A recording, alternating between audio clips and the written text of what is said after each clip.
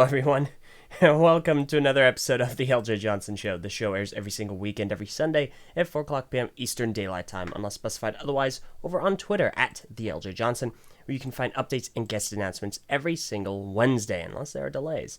And if you have any questions over the week, make sure you send them to my email, eljayjohnsen@gmail.com. Remember, that's JOHNSEN. Okay, so I think that's good enough for an intro. Alright, so I'm excited for my next guest. He's a good friend of mine and a member of the Bionicle community, although probably a little bit more recent of a member, only having joined in roughly the 2016 area. He is now a member of RSG, a project we have talked about before and had many of its members on, as well as a mockist and concept artist in his own right. It is, of course, Zack Higginson. How you doing? I'm doing great, buddy. How you doing? I'm tired. Very tired. Oh, I feel you there.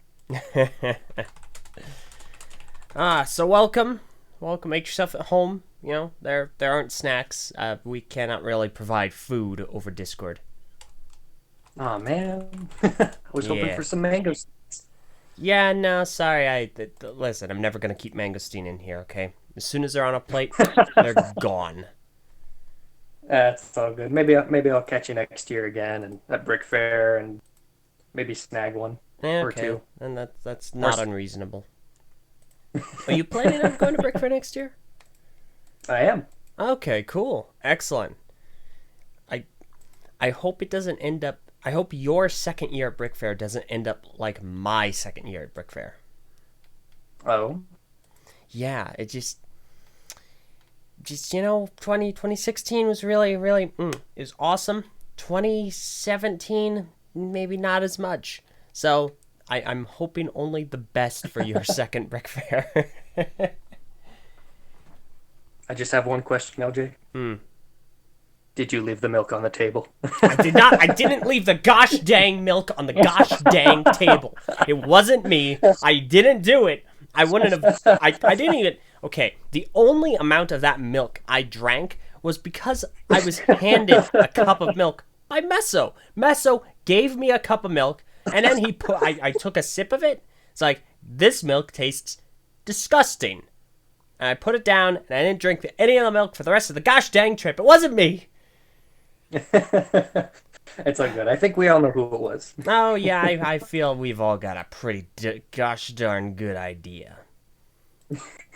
But, in any case, go ahead and get started. Zach, go ahead and introduce yourself. Tell everyone a little bit about yourself, how you got into LEGO, how you got into the community, and what you're up to now.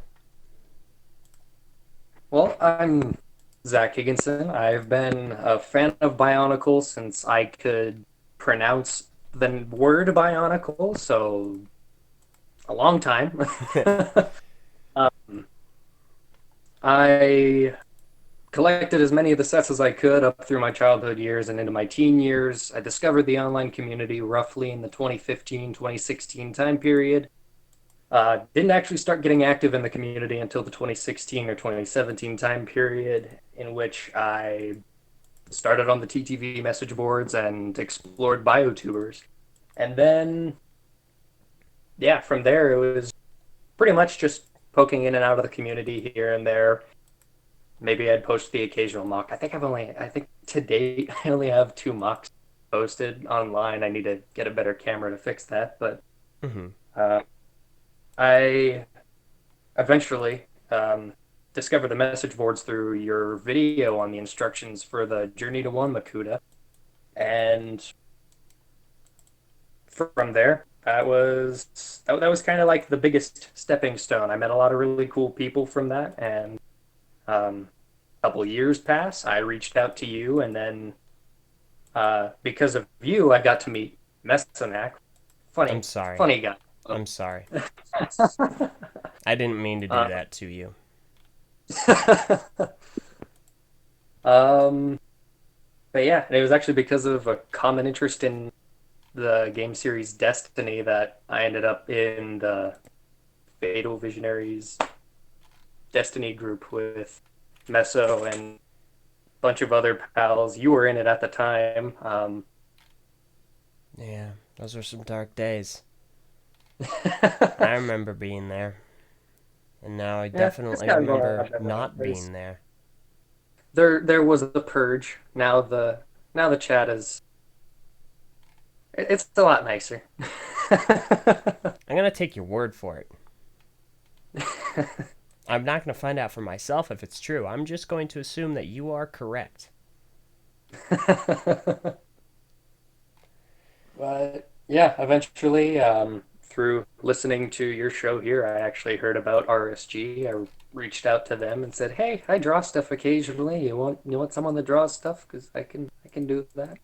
And they were happy to have me aboard. A bunch of really really awesome, really talented people, and that kind of just led me to where I'm at today. Still a fan of Destiny, still a fan of Bionicle, and Okay. still sketching, drawing, making Okay. new stuff. Excellent. All right. So you. Shameless plug. RSG has recently announced the two masks in the exotic line, the various forms of the Olmec and the Road. We have, I can't remember if those are quite up for, um, I'm not sure if those are quite obtainable yet, but I do remember that the announcement was made for those. I saw it on Twitter and talked with people about it. Bunch of really really awesome masks made by some really talented people. So shameless plug. Just wanted to get that out You have to there. understand. There is nothing. There's shameless plugs don't exist on this show, specifically because I want it to be about people plugging their projects. So let me go ahead and get an image of those masks up right now. Because, yes, they are actually available for purchase. They're currently up on Awesome. their Shapeways store. So that's going to be, Yep. make it the name of the store. So it's on Shapeways. It's Forge of the Red Star. Hmm. And I'll go ahead and get a picture of those in just a second.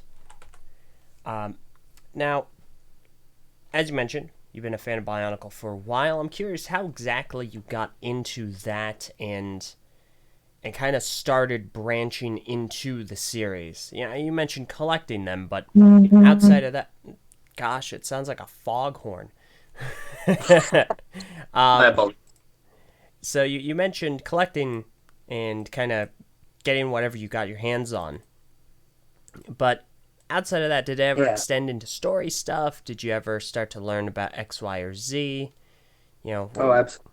Um, I think it started with the um, the comics actually from the Lego Club magazine. I think that was the first taste of the story that I got, aside from possibly the Mask of Light movie when I was much younger. mm-hmm. Uh, from there, it branched out into books. I was fortunate enough to live next to a local library that happened to have every Bionicle book released up to that time period. I don't know how they had all of them, but I would pull one out and read it in like a day, and then come back the next day and get the next one. And I was absolutely engrossed in the story. It was that I think was what captivated me the most was the story, and then going home and wanting to reenact the stories with these figures that I had bought or was gifted, and maybe take apart the characters, make some new ones of my own, make some own stories. It was all very inspiring to me, and a lot of my drive to write stories or even draw came from Bionicle. It was from hearing these fantastic stories or even watching or reading them. Mm-hmm. Okay, and I can certainly relate to that. So you did get a lot of, I don't want to say influence, but you definitely got a lot of exposure to the books. Early on, yes. Okay, that's encouraging to hear because I've had many a, I'm gonna say this politely, conversation with people about the importance and or validity of the novels, and Hmm. it always makes me happy to hear that people actually read them, consumed them, and it helped influence them. So Yeah, that's yeah. excellent. I was a huge fan of the books, and a lot of my writing style was influenced by. It was a combination of Greg Farsty and Rick Riordan, the writer of the Percy Jackson Yep, series, I actually. yep I read that series as well. That was a fun series. If you ever find yourself reading one of the stories that I've wrote, my writing style is it's kind of a blend of both of theirs because Hmm. that was my first actual delve into storytelling was through their books. Hmm. Yeah, no, I'm with you. I'm following. Uh, maybe maybe not the movies for them, but definitely the books. But that's fantastic. Yeah, Do you still write? Do you still do any fan art or fan writing? it's been a hot minute. I think the most recent um, thing that I've worked on it's still ongoing, but I've got a few writing projects here or there that I don't know if they're actually going to go anywhere. I've often considered writing like a light novel or something. I've plenty of original concepts bouncing around in my head. Well, I say original concepts, but pretty much at this point, every story's been done at least once before. Aside Excellent. from that, drawing wise, it's been a hot minute since I've been able to sit down and draw much aside from the occasional concept art. I sketched out a few mask designs for RSG Hmm. a couple months ago. I think last month was I was working on one too. The only reason I haven't sketched one this month is because I've been so busy with working on moving. Hmm. Yeah. Aside from that, I think the last thing I did that I actually spent a lot of time on was probably the EXO profile picture that I used. Okay, so the one that is currently on screen, that is yours. Yes, yeah, I do. Okay. That's really good. It's not as visible as I think many would like it to be on screen right now. I mean, it's obviously there in the avatar, uh, but the small size doesn't do it as much justice because it's small, but it's a very good illustration. Um, I do plan on drawing it sometime soon too, since it was actually my first attempt at digital artwork. oh. Um, it was a very new experience to me, and I spent a little more time dabbling in the program. I participated in an art contest and then drew something for a friend of mine and kind of learned the tools a little better. So Hmm. um, that profile icon might change in about a month or so. Fair enough. Well, I'm happy to at least have it for the time that we do. So I can say, all right, I had it when it was old school, when it was classic. I had it up here, give it its last hurrah. Yeah. But in regards to, first of all, in regards to books, I wanted to ask which of the Bionicle books was your favorite? Oh, that's a great question. That's a very good question. Well, I need a great answer.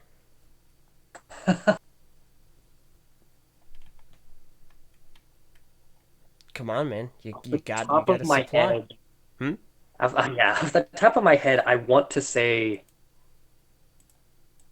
Time Trap because that's the one that I read most recently. B, that's the one I remember the most, and C, it's also one of three that I still have physical copies of in person. Mm-hmm.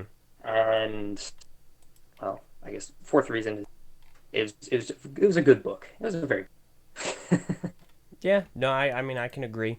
I think Greg Farshti can agree as well. He mentioned really enjoying that one. having watched the movie first and then going on to read that book, seeing that there was so much more story to what was essentially 5 or 10 minutes of screen time was that was in itself a fascinating concept to me. And then how much more they delved into it was it was awesome. Mm-hmm. Yeah. No, absolutely. Now, Time Trap's great. I've always found myself incredibly partial to Downfall. I think Downfall Downfall's is good. such Downfall's really good. that's such a good book. I really enjoy it. So now, in regards to artwork, you had mentioned this to me. You talked a little bit about some of the masks that you've helped work on for RSG. You've shown me some sketches, which are super slick. They're really, really good. Thank you.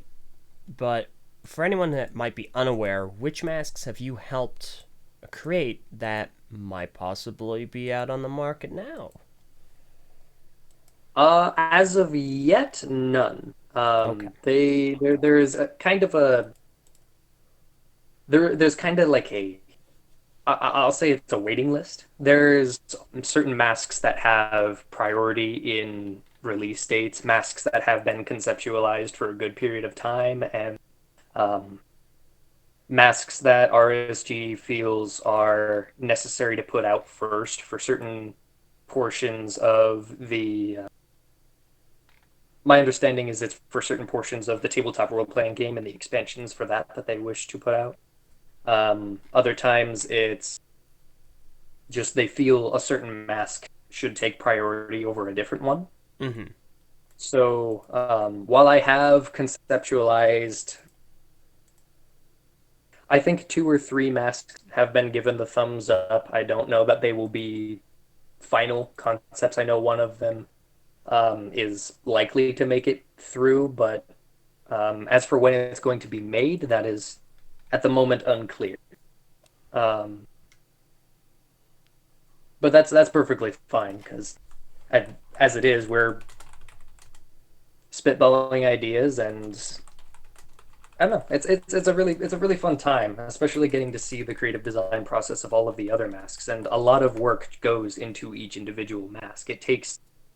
It does take a considerable amount of time to not only conceptualize it, but then model it accurately to what the design vision was, and then have it be approved for actual production. Like I have witnessed times when a mask is thought to be good for production, and then they print it out and realize that there's an error with it. So they revise it and then send it back through again until it is what they believe to be the best final version of that mask.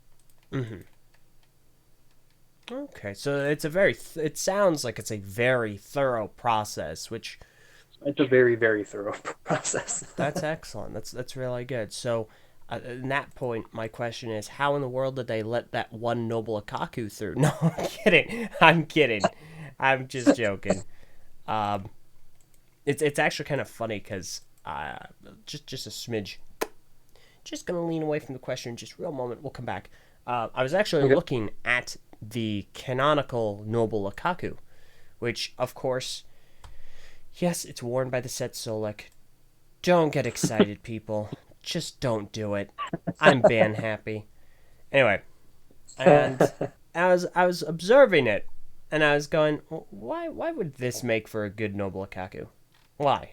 Like I know Greg kind of just said, oh, it's a noble Akaku. It just is. But hmm was that just Greg saying that, or could it actually be a reasonable noble Akaku? Well, a few things make for a good noble mask. One, it has to bear at least some similarity to the original. However, that isn't necessarily always going to be the case. Now, a good Yeah. example of that is going to be the Great Mahiki and the Noble Mahiki. They look virtually like they look like different masks. However, Oh they yeah. share one common trait, and that is those kind of mufflers, like earmuffs on the side of the mask. So they Yes. share that. Another one would be the Komau. The Great Komau and the Noble Komau basically share nothing in common. I don't actually think it has a similarity between it, but in any case, the Noble Akaku uh, actually does share a few striking similarities with the Great Akaku from 2001. It's got Yeah. it's got the holes in the middle. It's got the lines on the side of the mask like the Akaku does, hmm and obviously the Akaku's most striking physical trait is the telescope. Right. But the telescope, it's not the default look of the Akaku. Canonically speaking, they're only Hmm. commonly fitted with telescopic lenses that provide enhanced vision. Yeah. So, the Noble Akaku is actually a pretty spot on adaptation of what an Akaku would be. So, Yeah. yeah. RSG, Yeah. stop trying to mess with it. No, again, I'm just joking. Just joking. I'm just kidding. But anyway, all right. um, Tangent's part over. the part of the design process, the lead artist, good buddy Perpetual, he's super awesome guy, super awesome guy, very very talented too. Um, he's got this like connection theory for all of the masks, how they all have certain lineage traits that they all share.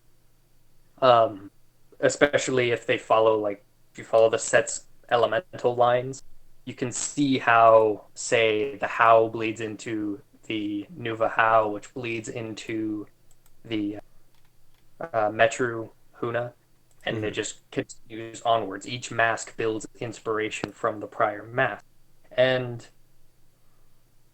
with that in mind, a lot of the masks that are designed, uh, if not all of them at this point, they all use this connection mask theory to pretty much base all of the new masks off of existing masks and the features that those masks carry. So if there's a defining feature of a mask that is not, say, an extra or an add-on, like you were saying, the scope, then that feature is taken into consideration when designing the following mask that is in the production process. I can't think of a good example off the top of my head since it's been a hot minute since I've kind of poked in on the design process for a mask. I watched the road and the Olmec get developed, or Olmecs and roads rather. Aside from that, that was mostly adapting the original masks as they were, rather than gathering inspiration from other masks. Mm-hmm. But a lot of the design process does draw from existing masks. They Mm-hmm. want to make it feel authentic.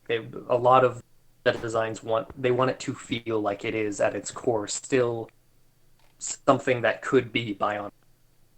Mm-hmm. Um, I this theory was mentioned to me at Brick Fair, and it was brought up, and I kind of understand the thought process behind it. However, I don't know if I necessarily agree. I was promised a chart, so I'm very interested in seeing this chart eventually. That goes over the specifics and points out all the details I might not be privy to. Uh, I could help you out with that. I have seen said chart. all right, fair enough. Fair enough. We'll have that exchanged after the show, but I do want to Yeah. see it because I don't necessarily believe that it's entirely the case. I don't know. I think there are just some masks that bear similarity to others, even though they're unrelated. Most notably, the Saletu and the Miru. I think Yeah. those are a little too similar for their own good, and I don't like that. I feel like the Saletu should be a little more individual. But I feel. Yeah, I but feel. I'm interested to see this chart, and I'm curious to know more. I'm not totally against the concept. So, are there any masks that you can disclose that you're excited to see actually become physical creations? That is a great question. Um, there is one, but I don't know if I'm allowed to say it. Fair enough. Fair enough. I wonder if I should just send a message real quick and ask about That's that. totally up to you. Um, but In that case, let's go ahead and get back to the Bionicle community because, as I mentioned earlier on, you're kind of new. You only joined roughly in Yeah, 2016, if I'm not mistaken. yeah, that was right around the time I started talking with people. Mm-hmm. Okay, and you said, yeah, gosh, you've only been on I was about to say BZP, TTV message boards. Is that right, or have you kind of branched out to a bunch of different websites? A majority has been the message boards. I want to say 90% has been going between the message boards and YouTube. That has been a majority of my Bionicle community experience was those two platforms. Okay. I do plan on eventually branching out further. It mostly falls down to just a matter of right time, right place, and having the personal time to go out and explore. Mm-hmm. I understand. Yeah, but yeah, I mean, you've taken leaps. You've asked people questions. You've gotten involved. You've gotten invested in things. So you've actually gone out and were what's the word? Not forthcoming, not forthbearing, not withbearing, not withholding, not oh gosh, what is it? You've been there's a word for this, and it's entirely escaping me. I swear, everyone, I speak English and I know a little bit of the words. But regardless, you actually were out there doing things and getting involved. What would you have to say to someone who maybe is kind of on the sidelines, maybe is just lurking, just kind of watching, but wants to get involved? What would you recommend that they do in order to become a part of the festivities? Honestly, um, the best way is to just kind of jump straight into it. Um, if you see a conversation on the message boards, jump into it, give your input, give advice or opinions on something. Um, if you see someone you'd like to reach out to, just go ahead and do it. Send them a message, a shout out, something like that. Um, I'm gonna be honest. When I discovered TTV, I was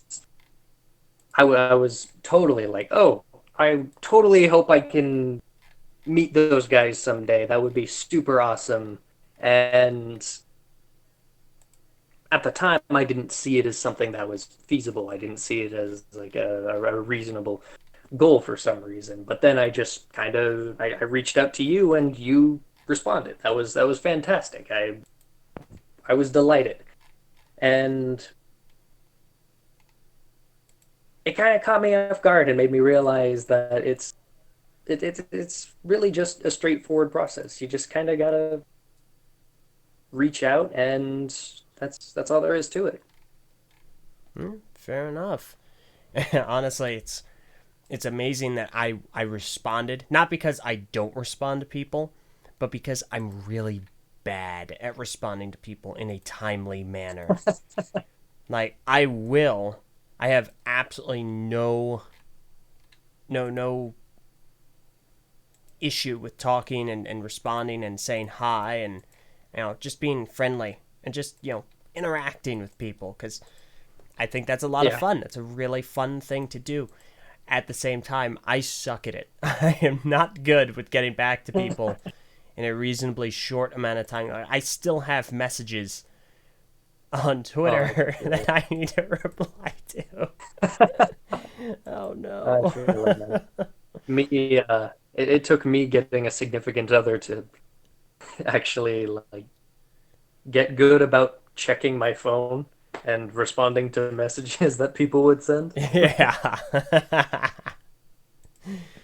Oh my You goodness. get so used to going off and doing your own thing or being so engrossed in a project or whatever you're working on at the time that you check your phone, it's like, oh, 53 new messages. And they're all tied and they're all directly to me. Oh no. It's a lot of people to talk to. That's a lot of messages. Yeah, I think that happened after about a week of not checking my phone, which Oh. that was sometime last year. Yeah. I am a lot better about it now. That's good. Yeah, I've never been at a point where, I mean, my phone doesn't exactly get a lot of activity. It's not like it's ringing off the hook by any means. That's But fair. Most of my notifications are from Discord. oh, I do not do Discord notifications on my phone. I think it would brick it. It would not end well for Oh, I that can phone. imagine. I can imagine. But yeah, no, it's always good to check it every once in a while, especially if you're working, because it's like, oh, do I have a message? Nope. Awesome. Back to videos. Yep. But but all right, that's good advice though. That's really good advice. All right, now Zach. Yes. Normally I would wait a little bit longer before I got to this portion of the show. However, there are Boy. a bunch of questions which I'm actually really interested to get into that I want your thoughts on. So, do you want to get into the question portion of things? Absolutely. All right, cool. It's actually a little bit more old school because I'd usually do it at about this point, but recently I've been letting it go a little bit longer because, conversation flows pretty well. It's flowing well right now, but I'm very curious to see your thoughts. Okay. So, folks, go ahead and open things up for questions. We'll get to the email questions first. So, starting off, we got Professor Sir Lojon, who has a few. Okay. Firstly, he says this. He writes with this comment. Here we go. First, I'm glad to see I'm not the only one who thoroughly enjoyed Hero Factory FM. It was an excellent program, and I wish we could have seen more of Mac on the Move, but alas, ended early. Also, you may already know this, but HSO1 has the MP3s of all the episodes on the page for it. I did not know that, but so thank you. Huh. Alright, next pair of questions. Once again, I ask your guest if you could switch the run times of any two LEGO themes, have Bionicle G2 run as long as HF and vice versa, which would they be? Oh, that's a tough one. Man. Inherent bias makes me want to say certain things, but I'm just going to put this out there. Go Fabuland ahead. ran for 10 years. Just saying. All right, you two and that. Yes, There we go. that. That's always my basic answer. It's like, there we go. That was easy. Oh boy. But, all right. Next question All right. is, if you could have any two LEGO themes crossover, which would they be? Ooh, that's a good question. Uh, this is gonna sound really weird, Hmm. but I am very curious as to how they would handle a Bionicle and Ninjago crossover. Oh, gosh. I think someone mentioned this, I think on the last show. It would be so chaotic and it would open up so many questions, and by no means would it be canonical unless you had some nonsense with the Olmec going on. But Yeah, I basically. feel like I feel like it has the potential to be something very entertaining to watch. Yeah, I agree. I also like how it would spur those questions like, who would win in a fight, Tahu or Kai? Who has better control over Right. fire? Uh, I guess it depends on if it's like set size for the Bionicle figures to the minifigure scale. Like, they'd have to do it in would minifig it? scale. Oh They'd goodness! have Like to. that's like that animation of the Oh, what was it? Tahu It was versus the these pirates. series of the pirate. Yes, Yep. exactly. That was Yep. hilarious. Gosh, that was actually a really good video and it's very well animated. Absolutely. Yeah, no, I like it. Okay, next, what effect do you think Faber's recent Threonicle or 3ION shenanigans have had on the Bionicle community? Has it been good? Harmful? Do you think people are getting hyped for nothing? I think so, anyway. That's his words, not mine.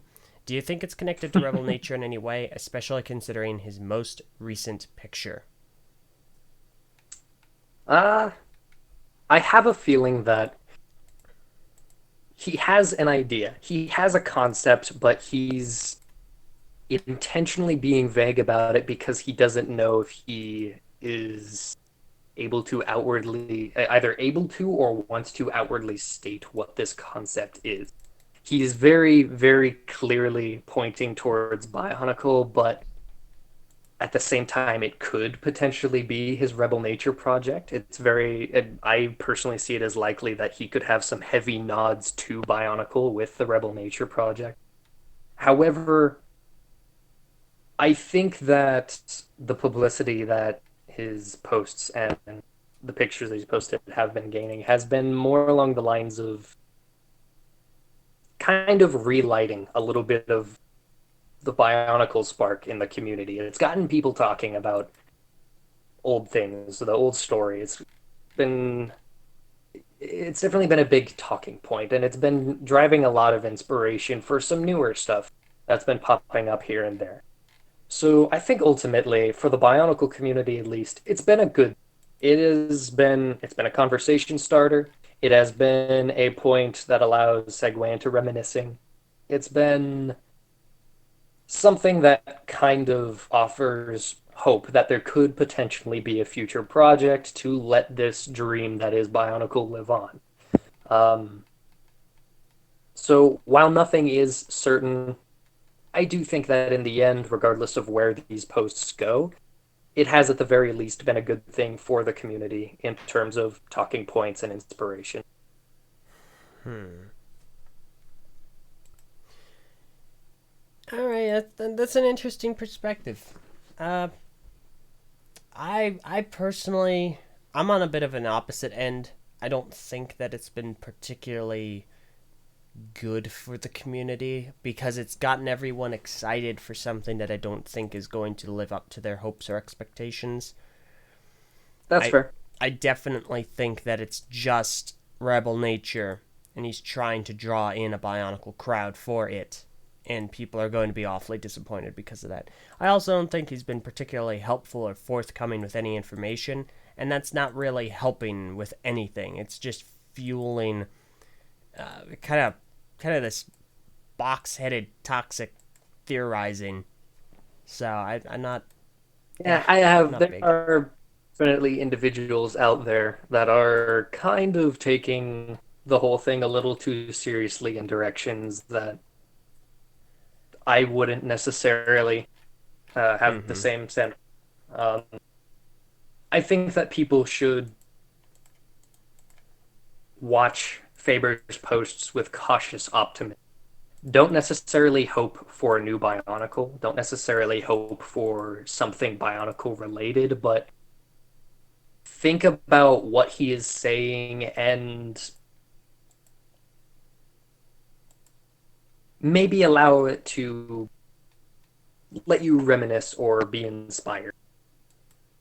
That's more my take on it. Yeah, yeah. I'll kind of agree. I definitely think some healthy skepticism is in order, and Mm-hmm. definitely not to get your hopes too high because you might find yourself disappointed when it's not what you're hoping for. Yeah, So, all right. it's good to be hopeful, but be cautiously hopeful. Yeah, yeah. Definitely be careful. All right. His next question is finally, do you think that HF stands any chance at a continuation or a reboot?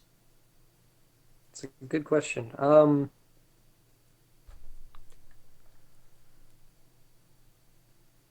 I really don't know. I feel like it didn't leave as much of an impact or legacy as some other Lego lines have. And while there are a lot of unanswered questions or potential for new stories, I feel like there's a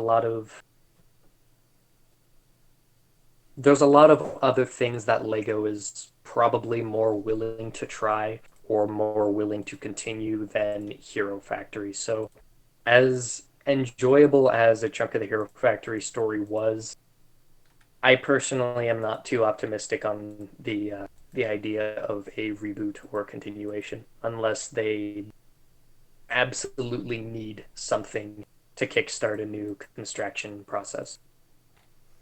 Yeah. Honestly, And there's a lot of other things would I think they would choose over Hero Factory for construction. I agree. I don't think that HF has staying power at this point.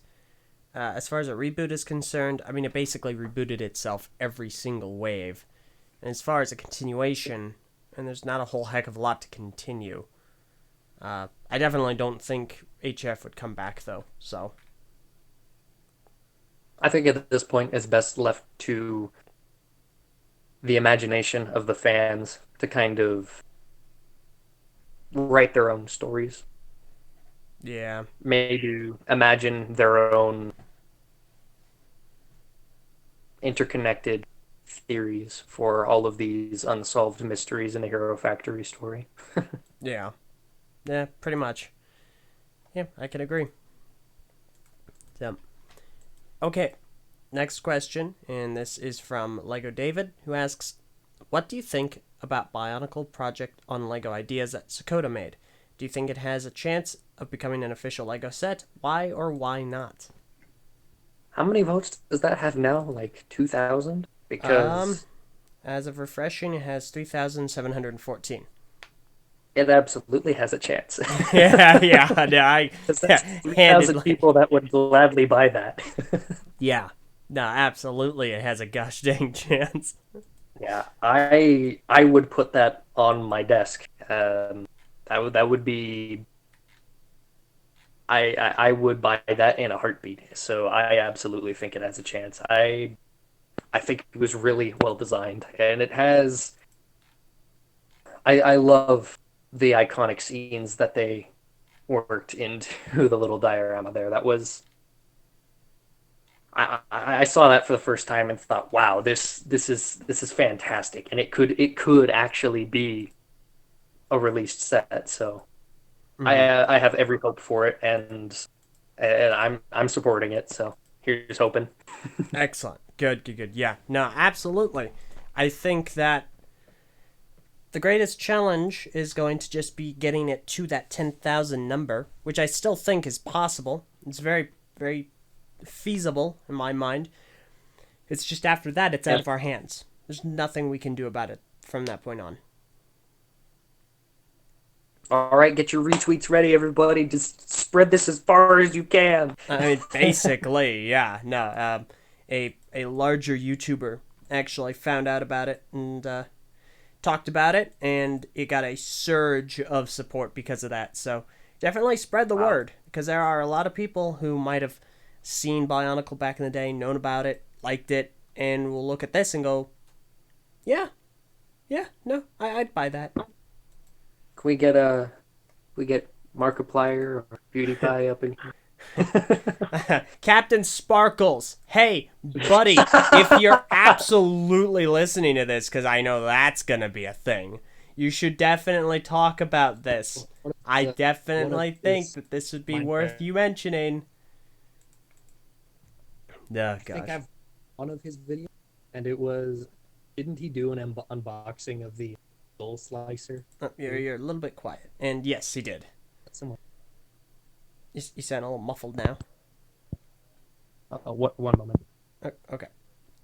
Technical difficulties, everyone. But yeah, no. While he goes ahead and takes care of that, I think it absolutely, absolutely. There we go. Oh, okay, sweet. Yeah, you sound good now. Live. Okay, so we've got a few more email questions, and then we'll get on to Yeah. the chat questions. This is from. I don't know. This might be someone you're familiar with. Gundam lady, something along those lines. Uh, and Gundam lady has I love. this to ask. So a few All right. questions here. Firstly, where did they get the name Red Star Games or Red Star Forge from, if you would know? The it was inspired by the Red Star from the Bionicle story. That is entirely all I know about it. I don't know why they chose the name. I think the name is awesome. I'm also a little biased because of my username myself. Starbreaker. I I do not, in fact, actually break stars. What? But What? So you're saying it's false advertising, is that right? Your username? maybe Are you lying to me, dude? maybe not intentionally, but Okay, that's it. You know what? I can't have liars on my show, so, it's oh been an man. experience. No, I'm kidding. uh, Yeah, all so right. that was inspired by a the short version is it's a satellite that orbits um, one set area and it was known as the red star because it looked like a red star in the sky. Yeah, no, basically about right. So, all right. Second question is, how often do you make concept art for RSG? Whenever I have the time. So, well, it's also more along the lines of whenever I have the inspiration. My art is very sporadic. It comes in waves of I should draw something right now, and then I'll go a few days feeling like I can't even touch a notebook because I just have zero ideas as to what to make. Mm-hmm. So I'll a lot of the times I'll work on sketching out mask concepts and then I will ultimately feel unsatisfied or feel like I could do it better and then I will resketch it several times before I actually am satisfied with it, which I think has happened all of 3 times. Mm-hmm. Okay. I can get behind that. I understand that. It's very similar to video making in that regard. No, I can imagine. Oh, yeah. All right. And her last question is for the both of us. What is your favorite mask of all time and why? Oh man, that's a great question. I'll let you go first. Buddy. I'm only going to give you a few seconds delay. This I is an easy know, question for me to answer. I know. It's an easy question. Yeah, no, it's the Uh, Kanohi Miru. Miru, the Mask of Levitation. I like it for a variety of reasons. The most prominent being it was worn by Liwa. Liwa was always my favorite set. He still is my favorite set. And it also looks like it's smiling, which is really cool. So I really like the Miru for those reasons. for me, stylistically, um, I very much appreciate the design of the Trina, which was worn by Tawamari Matoro. I do not like the power that the mask has. If I had to choose it by power, I would choose the how. I like the thought of having a bubble shield, but that comes from the inherent bias of a Destiny Titan main. Nah, nah, I get you. Best class in that So game. I'm actually working on sketching out my own version of the how. It's a little slimmer and more along the stylized design of kind of G2, but a little more with Metru mask era stylization. Mm-hmm. All right, fair enough. Well, I I hope want to to see that when it's done. I hope to eventually use that for a self mock coming sometime in the next month or so. That'd be sick. You gotta post it to the boards, dude. You gotta post it online. Yeah, I need a camera. I need a camera because this dinky Android is not going to cut it. Okay, fair enough. Now I get you. Okay, now we move on to the YouTube live chat. First of all, thank you to everyone who sent in an email question. I always appreciate that because it makes it much Thank easier you. to find them and keep track of them. All right, chat questions.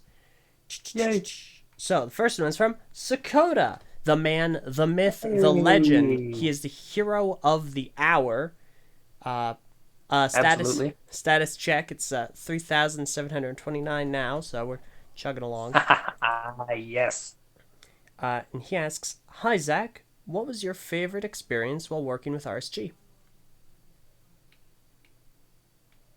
The conversation and by that extension, meeting all of them and conversing with all of them at Brick Fair. That was by far one of the coolest, most surreal moments of my entire career as a Bionicle fan. Mm-hmm. um, just I have never been. The entirety of Brick Fair was so surreal for me because I've never been surrounded by so many Lego fans. But to spend so many days surrounded by people with such similar interests to me while also having such distinct and amazing passions of their own, that was it was amazing. And they're all such wonderful people. Just seriously, shout out to RSG. You guys are such amazing people. I really hope you guys know that. I'm glad you had a good time, man. Cause yeah, no, I can imagine. I mean, it was your first Brick Fair, which I would hope was a lot like mine, which was just kind of this surreal experience. Yeah. So that's fantastic, and I mean it makes sense. So, all right. Next question is from Takuanuva, who asks, "To both of you, what book do you think would draw someone into Bionicle the most?" Ooh. Well, Hmm. yeah, that's gonna be hard to say. Bionicle has a lot of different uh, aspects to it that people would enjoy. The books, goodness. I think I would be less likely to recommend a book and more likely to recommend a comic due to the fact that it not only ties in the literature aspect of it, but also the striking art style and overall world building aspect of Bionicle. Um, so that way, that could segue into either the sets or the story through the book. Yeah, Um, I somewhat agree. I think that it'd be good to start off with a visual media first so that people have a yeah, baseline and then jump into a book. But yeah, if I were to go that route, I would definitely just recommend the first book. Because if you're not going to get interested in that, then you might not get interested in anything else. Because I mean, that's obviously the yeah. main setup. That's where things start. Yeah, you may as well start from the beginning, if anywhere. Yeah. Other than that, I can only recommend the first Bionicle book I read, which was The Darkness Below, and that obviously hooked me Good pretty one. well. So, yeah. Do Yeah. you know what the first book, first Bionicle book you read was, Zach? For me, I believe it was actually the novelization of Legends of Metru Nui. Really? Yeah. Okay. All right. Fair enough. Not bad. That's different. Yeah. Okay. All right. In that case, let's go to the next question. Okay. Da, da, da, da, da. No. Stop that. Okay. Tesla Effect asks, why not ask Brick Vault or Beyond the Brick to support our Bionicle Ideas project? They frequently showcase ideas projects. I mean, sure.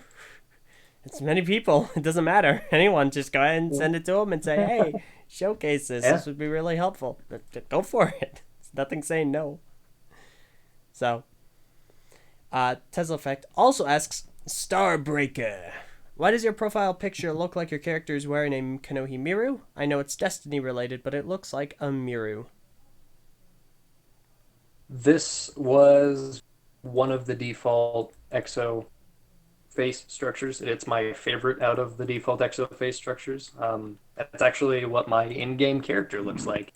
So, um, second shameless plug: if you are new to Destiny or a fan of Destiny, just with New Light coming out and Shadowkeep recently dropping, you can find me on Xbox.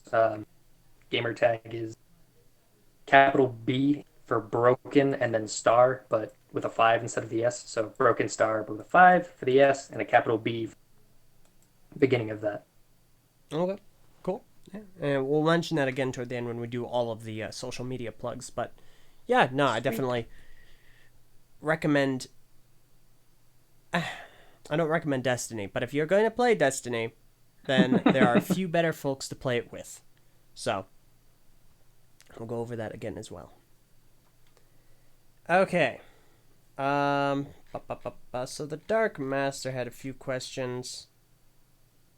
Firstly, a question for LJ. You said you support Sakota's idea submission over Grumble Bricks.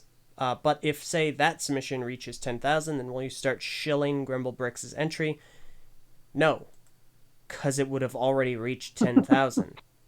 There would be no point in me talking about it because it's out of my hands at that point. So if it reached 10,000 instead, well, okay.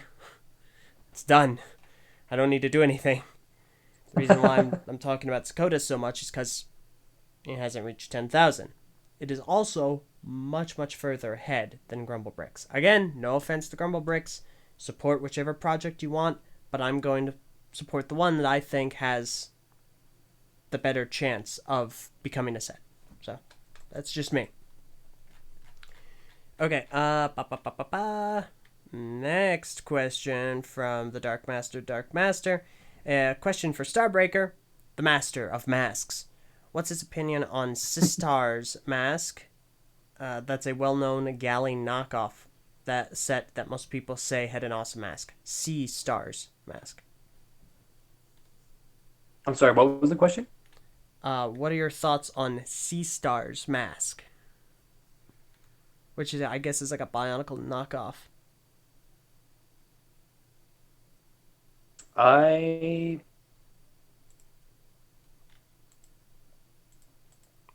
not sure. I'm not sure. Yeah, I don't have an image in my head of the set, so yeah. Sorry. I apologize. I'm trying to think of it. It's been a Yeah, no, I got nothing. So maybe what was that? maybe I should look it up. Go for it. In the meantime, Dark Master also asks, what is your and Starbreaker's thoughts and opinions on the Rudaka and Gorast? Like what aspect? Their characters, the sets? Because I don't have any. I mean, I have thoughts on the sets, but character-wise, I don't really have. I don't give a whole lot of headspace to either of those two. So, sorry. They're both crazy in very different ways. That's a good way of putting it. That's fair. They're also very much dedicated to Pterodax. I think that's pretty much their defining character traits right there. Is they're dedicated to Pterodax, but they're dedicated in different ways. I would say Gorast is dedicated to Pterodax, but I would probably say Rudak is dedicated to herself. Because she just... Yeah, that's probably my lines. Yeah. She's just seeing Accuracy. Pterodax as a means to an end, I think. Yeah. But, well. Professor Sir Lojon asks, LJ, will you be doing any more Exoforce reviews? I just watched your Chameleon Hunter video and thoroughly enjoyed it. Well, I'm very glad to hear that. I don't have any plans on it right now. I would love to, so I won't say no, but I'm also not going to say absolutely 100% yes right now. So You're going to be going for the complete collection of every Exoforce set next? yeah, as soon as I get a warehouse. Once I have one of those, and yeah, absolutely. I'm totally down. All right, so Sakota and Teslafect ask both of these questions back to back, and so I'll just go ahead and ask both of them now. Sakota asked the first one, and Tesla the second.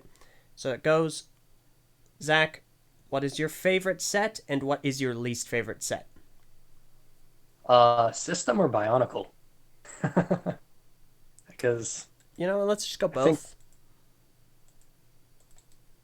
It's the easiest way to go about it. I think system-wise, I've seen some really, really good sets.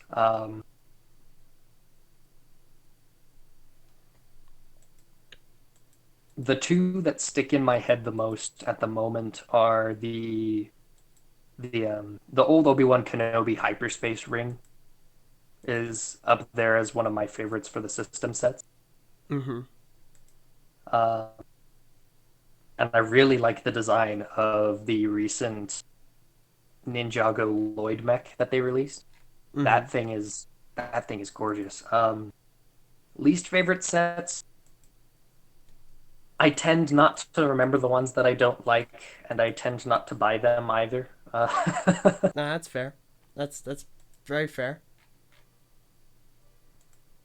I think most of the time it's just me seeing a Duplo set and thinking, why did they use that piece when they could have used a piece that's such better shaped? Mm-hmm. Which I don't think Duplo necessarily counts for this list, but um, Bionicle wise, I want to say my favorite sets. It's a tie between two. For nostalgia reasons, are the '08 Takanuva Titan and though this it's debatable whether or not this is an official set, the Cardis Dragon. Debatable is about Um, right. yeah, because well, there was a point when it was sold as a boxed set, but it was really just all of the sets in one box. Yeah, I mean, there's that and the fact. I mean, the Construction Obi-Wan Kenobi and General Grievous were also sold in one box that was specifically designed to show them off as a combo. Same with Luke and Darth Vader. Yeah, There was no alternate model there, well, but that's they fair. had their individual. They had a specific box just made for them. That's fair. Yeah. So I'll say those. My least favorite. I was not a fan of Toomari Hyuki for his strange arm design Mm-hmm. and the way he was armored. I found it overall odd, and the mask connection point I wasn't a big fan of either. I saw what they were going for, and I'm not saying Hyuki's bad.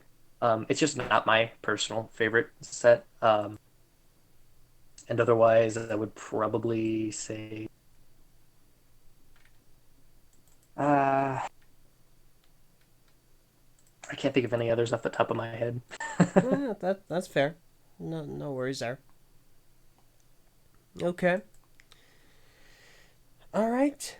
In that case, next question is from Orakume, who asks, "Are you a fan of Transformers, and who is your favorite Decepticon?" Ooh. Well, both by my inherent bias and the bias of my significant other, I am inclined to say Soundwave. I am a fan of Transformers. I have not delved all too deep into the fandom.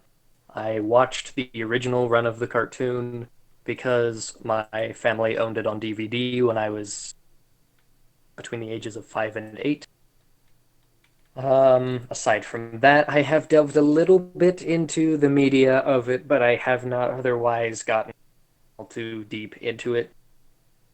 Less out of me not being interested and more out of me not having much time to delve into newer things. So I kind of stick in the areas that I'm familiar with and become more familiar with those.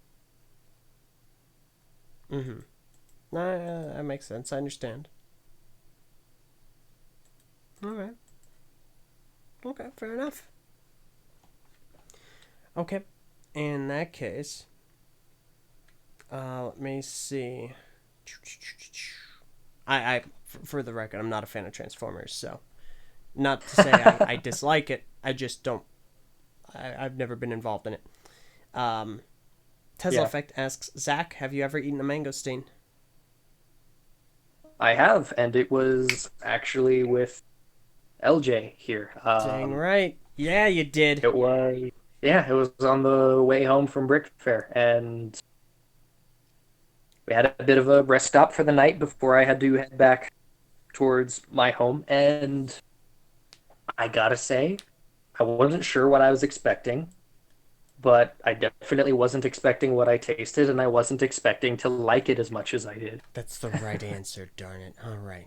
Here's your 50 They are bucks. actually very much surprisingly tasty. I'm glad you enjoyed it. I really am. I thought it was awesome, man. I wonder if they have any over here somewhere in like the Seattle market area. Probably. I'd check some Asian markets because that's where we found them. So I would expect it. If I find a good supplier, I'll let you know. All right. I hope so. Awesome. All right. Professor Sir Lojon asks, Yeah, LJ, if you were to have a Keyforge card made for yourself, what would your preferences be? There's an Ask TTV topic for this on the boards, but I got no response. I have no idea what a Keyforge card is. I Like that term somewhere before, but I don't know where. Yeah, I don't know. I'll check the topic out. I'll make sure to give it a look. Okay. Tesla Effect asks, Zach, will you be our next Lego Maniac? I've been a Lego maniac since 2000, my friend. We did it! We got him! We got the next Lego Maniac! We did it, everyone! Alright, party's over. We can all go home. The quest has been accomplished. I remember I first discovered that video through, it was actually a DVD insert in one of the club magazines. And oh my gosh, my dad went crazy. He played that song over and over and over again. Just it got a little old, but at the same time, the music video was well made, and the song was a good song. That's awesome. That is funny. That is great. All right, Professor Sir Lojon asks, have either of you read any of the Exoforce novels? They rank in the top 10 for the greatest Lego novels for me. I have one, and I think it's Escape from Sentai Mountain. It's where Hikari? I don't remember their names. It's been a very long time. The guy who Hikaru, the guy who flies the stealth hunter, goes to the other side and bails a bunch of people out. So, Yeah, I've never had the pleasure of reading any of the novels. I got to read a few of the comics, but that was about my experience with Exoforce. Was I think I was able to get my hands on one of the sets when I was younger, and then I read 2 or 3 of the comics, and that was about as far as it went. yeah. Yeah, that's fair Love enough. into it, but as of current, I have not. Yeah. I don't have much motivation to look in any of the Exoforce novels, but if they're being recommended, then I will heed to this recommendation. So if I run across any, I'll try and pick them up. Likewise. Hmm? I said likewise. Awesome. All right. Let me see. So first of all, the Dark Master clarified earlier that the project he was talking about was Sakota's. If Sakota's hits 10,000, would you then support Grumble Bricks? Also no, because I am supporting Sakota's. I'm not supporting Grumble Bricks. Again, not a personal grievance, not a slight, by no means. I just have a personal preference. I feel that Sakota's is the model that I want to purchase. I think that it's... I mean, I've talked about this at length, and I'll talk about it more, so... It really boils down to, if you want something to succeed, it's better to have your focus on one thing rather than 2 things. Like it's that divides your focus, and it also divides your support between 2 projects, and then that ends up ultimately having the potential to detriment said projects by having your support divvied between the both of them. Yeah. Now, you can support more than one project, but at the same time, yeah, I agree with Zach. I don't want to stretch thin and exhaust people's goodwill and support. Yeah. Which is why I'm trying to focus people on at least one. Because it's like, after a minute, you hear people saying, support this one, and then this one, and this one. It kind of just starts to exhaust people and wear them down, so... I just want to kind of unite people toward one cause. Yeah. So, and he also asks another. Well, he says this in reference to my warehouse comment. Exoforce had way fewer sets than Bionicle. You know you wouldn't need a warehouse, right, LJ? You know I have a lot of sets, right? My point being, I could then move them into a warehouse where they'd have plenty of space to be displayed and enjoyed visually by my eyes. Of course, I'm not going to buy a warehouse for just freaking Exoforce. It has like 30-some sets. But Bionicle has over 200, and I have all of Bionicle. Meaning I need the extra room because I don't have any for 30 more sets. Which was the point of my joke. I'm Okay. thinking that I should eventually have a. Hmm? If I ever do get more Bionicle sets, I was thinking of maybe doing kind of displays for them rather than standing them up there. I was thinking of maybe portraying iconic scenes from along the Bionicle storyline. I used to do that when I had fewer of them. That's what I would do. Like I remember I, distinctly often having a display of the Paraka versus the Toanuva from the books. that's cool. Yeah, so I recommend it. I definitely think it's a good way of going about it. Hmm. You have such little room now. I mean, yeah, yeah, that's true. Uh, all right. M the engineer 2 asks, Zach, did you unhaunt the moon yet? Moon is perpetually haunted until further notice. All right, fair enough. Keep us posted. Okay. All right. Sir Lojan clarifies. Keyforge is a card game known as a unique deck game where the decks are all set but randomized, which means that you can't get mixed cards. All decks are set. So, thank you for the explanation. Hmm. Okay. Ba ba ba ba ba ba ba. Tesla Effect recommends to just buy a house for Bionicle and Exoforce, not to live in, but to use as a museum. Just an entire building, just for that. I will not dispute or argue this. So. Okay, we're gonna go and make this one the last question. This is from Tesla Effect, who asks, Zach, if you would change anything about Destiny, what would it be?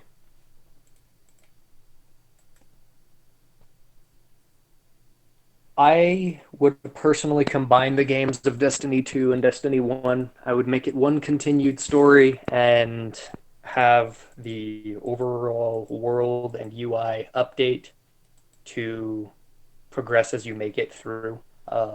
I would make all prior locations available to be visited, um, unless story reasons specify reasons you can't go there. Yeah, that is. I think that's what I would do. Is I would just combine the two, so that you get more of a. I guess I'd say like a World of Warcraft effect to it. Mm-hmm. Okay. Yeah. No, I mean, I like the sound of that. I have some guns and armor in Destiny 1 that I'd like transferred over to Destiny 2. So, I support Absolutely. this 100%. I mean, with the new light stuff and just how much they are revising the game of Destiny as a whole, I wouldn't be surprised if this was an eventual future project for the Bungie team. In fact, I would heavily encourage this as a future project for the Bungie team. You're If you're, any you're of in them the are, same state as them, right? I am. Maybe I should just go like walk up to the building and be like, "Hey, I have a question. No, you should definitely go up Hey, to the let me building and in." start protesting. Make a sign and start walking back and forth in front of their building, yelling for 12 hours. Okay? I'm on my way. All right. Excellent. Good job. All right. We're starting the protest. No. The revolution has begun. All right. I think in that case, we're going to go and wrap things up. Zach, this has been a blast. Thanks so much for taking the time today.